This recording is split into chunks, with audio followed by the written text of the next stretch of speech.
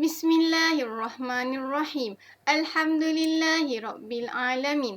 Wassalatu wassalamu ala ashrafil anbiya'i wal mursalin wa ala alihi wa sahbihi ajma'in. Bismillahirrahmanirrahim. Allahumma aftah alaina hikmataka wanshur alaina min khazaini rahmatika Ya Arhamar Rahimin.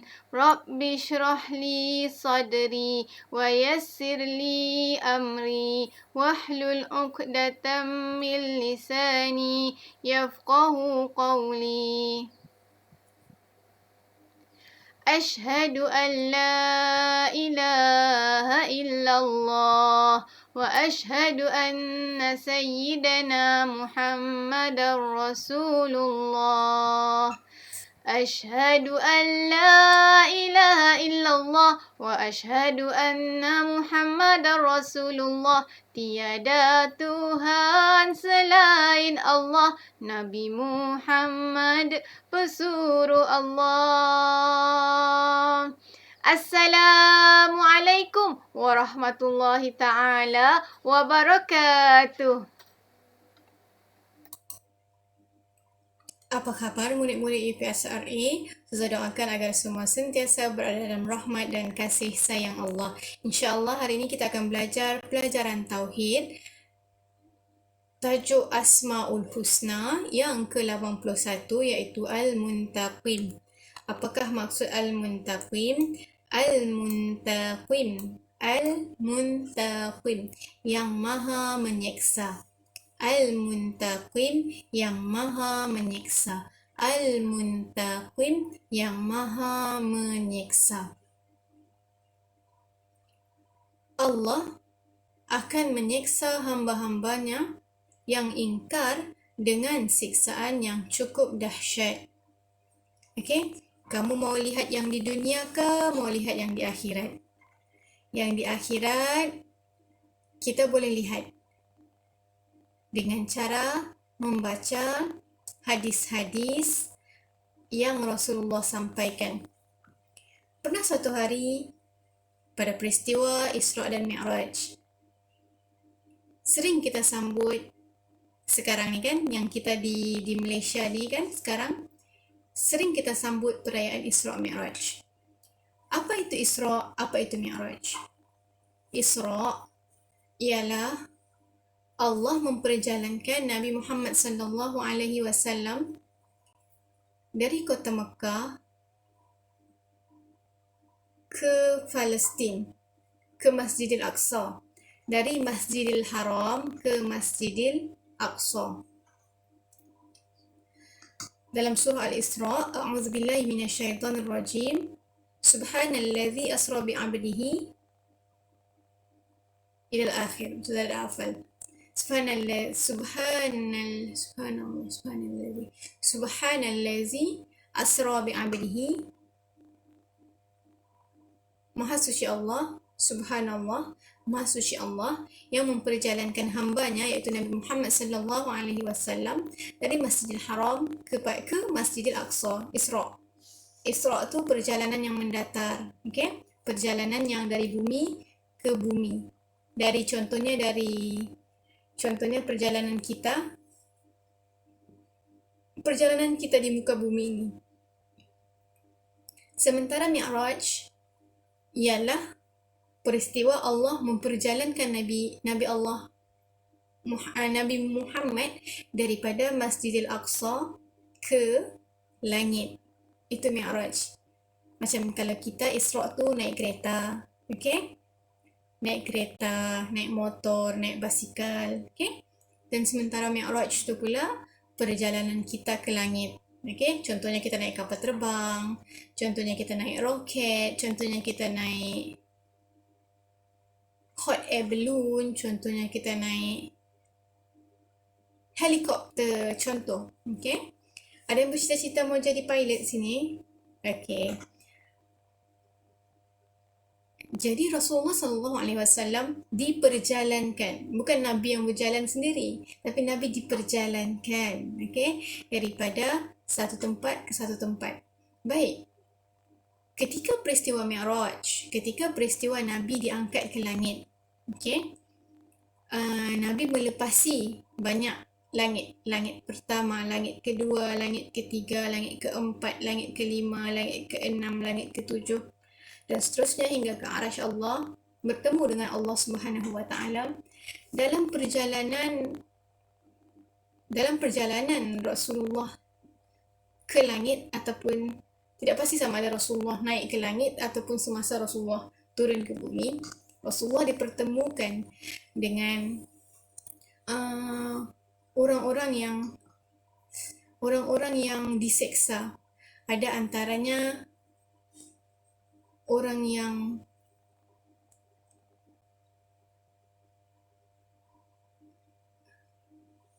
macam mana nak cakap saya tidak ingat, tapi lebih kurang beginilah. Okay? Orang yang diseksa, Rasulullah nampak orang yang diseksa dengan azab yang pedih. Contohnya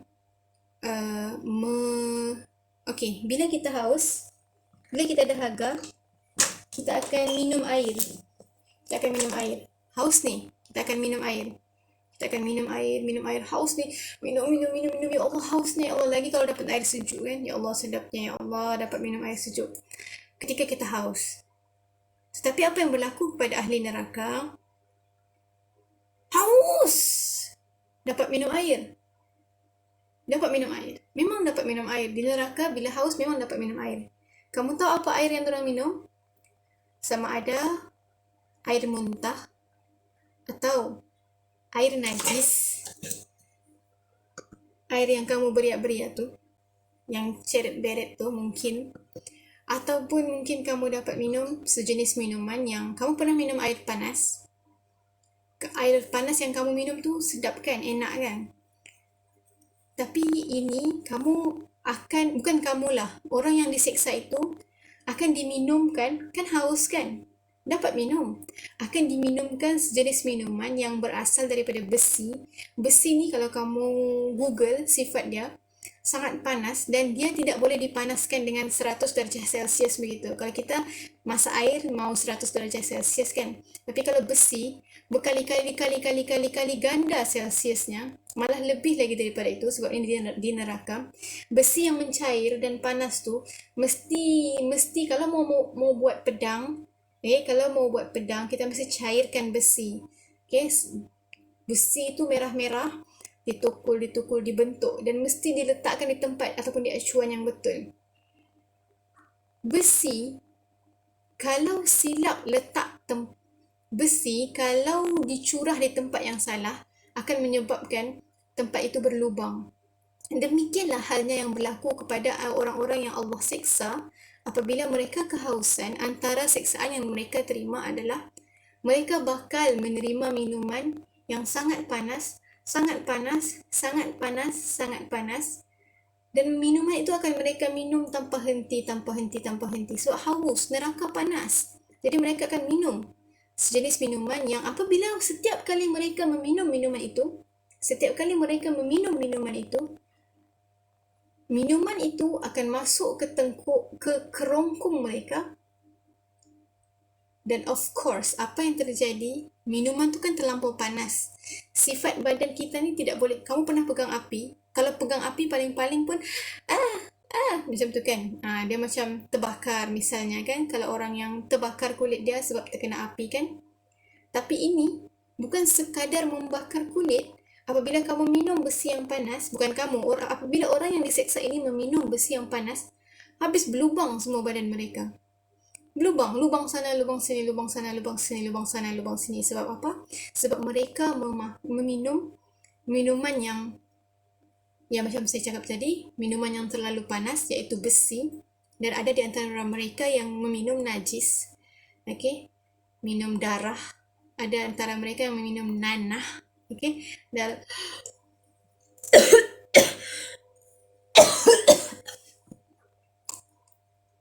menceritakannya sahaja saya tidak sanggup. Mau bagi tahu kamu yang betapa Allah ni maha menyeksa. Allah berkehendak menyeksa hamba-hambanya yang ingkar. sama ada orang kafir ataupun orang Islam yang contohnya tidak sembahyang, um, menyeksa orang Islam yang contohnya tidak berpuasa. Okey, beza ya orang yang sakit dengan orang yang tidak berpuasa ya. Orang sakit dia tidak puasa, tetapi dia mesti ganti. Dia mesti ganti apa yang dia tidak puasa tu. Ini orang yang tidak puasa. Memang dia tidak puasa, dia tidak mau. Jadi Allah itu berhak. Allah itu ada kuasa untuk menyiksa hambanya.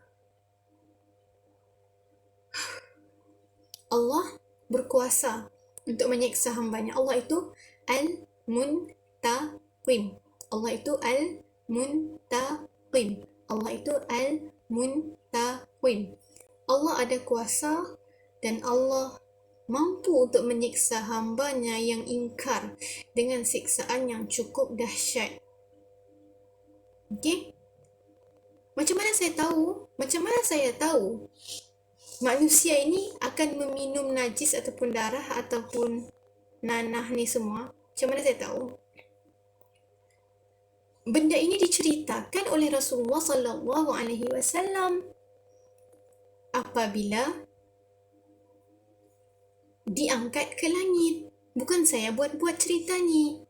Ya, bukannya saya reka-reka cerita ni. Rasulullah sendiri yang cerita dengan sahabat dan sahabat cerita kepada para tabi'in dan para tabi'in cerita kepada tabi'in dan tabi'in cerita kepada tabi'in dan tabi'in bercerita kepada tabi'in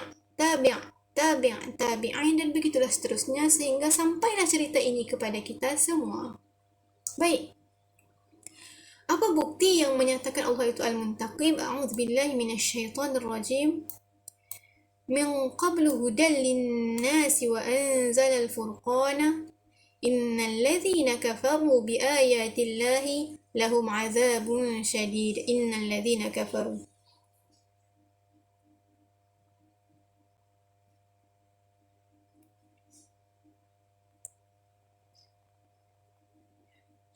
Okey, kita ambil daripada innal ladzina kafaru. Innal ladzina kafaru bi ayatillahi, sesungguhnya orang-orang yang kufur akan ayat-ayat keterangan Allah itu. Innal ladzina kafaru bi ayatillahi lahum azabun syadid. Bagi mereka azab siksa yang amat berat. Wallahu azizun dzuntiqam. Hafal ni je, innal ladzina kafaru bi ayatillahi lahum azabun syadid. Hafal itu saja. Insya-Allah ada markah. Okey? Bagi orang-orang yang kafir terhadap mengkufuri ayat-ayat Allah, bagi mereka apa? Azabun syadid. Azabun syadid, azab siksa yang amat pedih, azab siksa yang amat berat, azab siksa yang amat dahsyat dan seumpamanya. Okey? Baik. Allah Al-Muntaqim. Allah Maha Menyiksa. Ustazah, saya pernah tidak sembahyang Ustazah. Tidak apa, tidak ada masalah kamu tidak sembahyang. Ganti je lah. 10 kali kamu tinggalkan zuhur, 10 kalilah kamu ganti sembahyang zuhur tu. Banyak Ustazah, 4 rakaat susah. Janganlah 1 kali kamu sembahyang 40 rakaat. Hari kan ada 10 kali kamu guys tinggal zuhur. Okay? Buatlah. Gantilah solat zuhur tu bulan Januari 1 kali. Gantilah solat zuhur tu bulan Februari 1 kali. Gantilah solat zuhur tu bulan Mac 1 kali. Gantilah solat zuhur tu bulan April 1 kali. Gantilah solat zuhur tu bulan 5 1 kali. 5 kali sudah. Kan ada 10 kali. Sampai bulan 10 kamu ganti solat kamu. Nescaya kamu tidak akan disiksa. Ustazah, saya lupa berapa kali saya sudah tinggalkan solat. Ya. Ganti je. Selagi kamu mampu ganti, kamu ganti. Tapi saya tidak tahu Ustazah berapa kali saya tinggalkan solat Ustazah. Ya Allah, semoga Allah ampunkan dosa kita semua. Allah Al-Afu, Allah Al-Afu, Allah Al-Afu, Allah Al-Afu, Allah Maha Pemberi Maaf. Kamu tidak ingat berapa kali sudah kamu tinggalkan sembahyang? Kamu ganti sembahyang juga, tapi kamu tidak tahu. Terlampau banyak mungkin kan kita pernah tinggalkan solat, jadi kita tidak tahu mau ganti berapa kali. Kita ganti je solat kita. Mudah-mudahan Allah maafkan kita. Allah Al-Afu. Allah Al-Afu. Allah Al-Afu. Allah Al-Afu. Allah Maha Pemberi Maaf. Allah Maha Pemberi Maaf. Allah Maha Pemberi Maaf. Allah Maha Pemberi Maaf bagi hamba-hambanya yang bertaubat. Tidak tahu kan kita dah buat berapa banyak kesalahan kan? Itu baru solat. Belum lagi kesalahan ataupun kejahatan yang lainnya kita tidak tahu. Okey, satu-satunya cara untuk dimaafkan ialah dengan mengganti solat. Okey, tapi mau ganti berapa kali pun tidak tahu. Macam mana?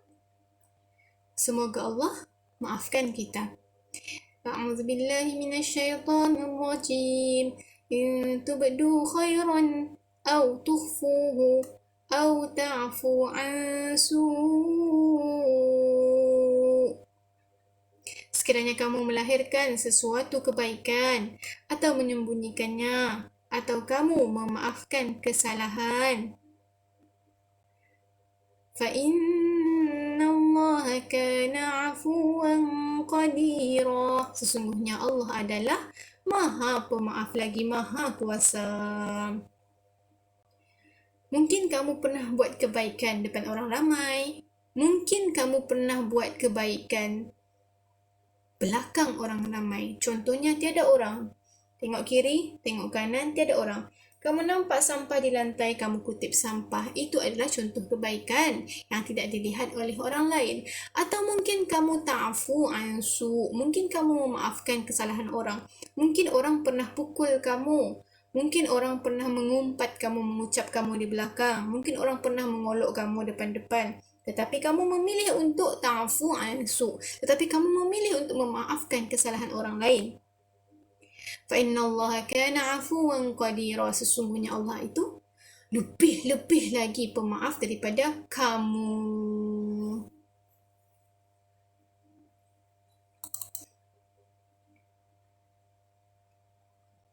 Sifat Allah yang seterusnya ialah Ar-Ra'uf. Allah itu Maha Mengasihani. Allah maafkan kesalahan kita. Allah kasihan dengan kita.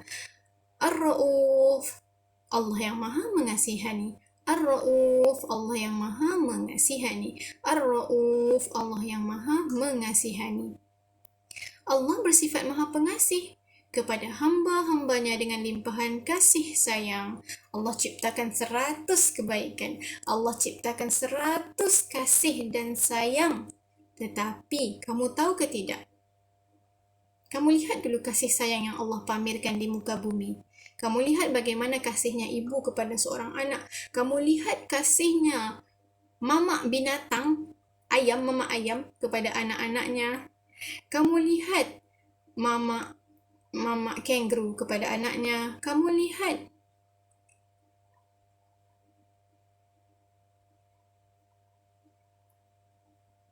lihat monyet. Kamu lihat orang utan, betapa kasihnya binatang kepada anak-anaknya. Dan begitu juga ibu bapa kita, mama kita, betapa kasihnya. Betapa kamu lihat semua kasih sayang. Kamu pernah sayang adik kamu? Mungkin kamu pernah bergaduh dengan adik kamu, tapi tentu kamu pernah kasih dan tentu kamu pernah sayang adik kamu. Dan bagaimana kalau kamu himpunkan semua kasih sayang di seluruh dunia ini, di seluruh bumi ciptaan ini, kamu himpunkan kasih sayang yang berlaku di bumi semenjak Nabi Adam, zaman Nabi Adam diturunkan, atau mungkin semenjak zaman Nabi Adam diturunkan lagi. Sebelum Nabi Adam diturunkan, mungkin ada binatang sudah time tu. Mungkin binatang itu sudah mula berkasih sayang di muka bumi. Sehinggalah sekarang kamu himpunkan semua kasih sayang yang wujud di muka bumi ini daripada zaman dulu sehinggalah ke saat ini, ataupun mungkin sehingga selepas ini. Kamu kumpulkan berapa banyak kasih sayang yang kamu temukan dalam kehidupan ini.